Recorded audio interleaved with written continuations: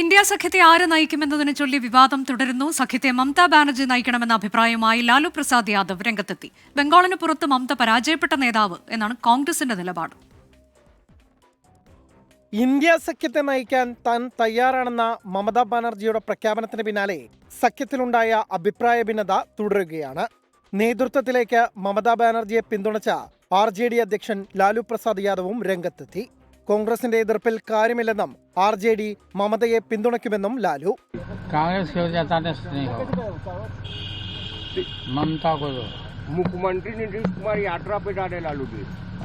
രാഹുൽ ഗാന്ധിയുടെ നേതൃത്വത്തെ ആരും ചോദ്യം ചെയ്യുന്നില്ലെന്നും എന്നാൽ ആരെങ്കിലും സഖ്യത്തെ ശക്തിപ്പെടുത്താൻ ആഗ്രഹിക്കുന്നുവെങ്കിൽ പിന്തുണയ്ക്കുമെന്നും ശിവസേന ഉദ്ധവ് താക്കറെ വിഭാഗം നേതാവ് Sanjay Rawat.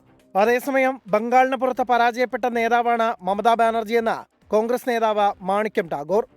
We all know that when India bloc leader has to be elected, there has to be when the India bloc gets the majority of MPs to elect for the prime ministership. കോൺഗ്രസിന് അഹന്തയെന്നും ജനങ്ങളുടെ പ്രശ്നങ്ങൾ എങ്ങനെ അവതരിപ്പിക്കണമെന്ന് മമതയ്ക്ക് അറിയാമെന്നും Trinamool Congress MP Kalyan Banerjee.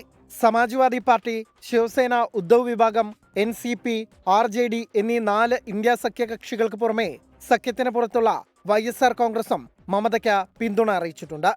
24 Delhi.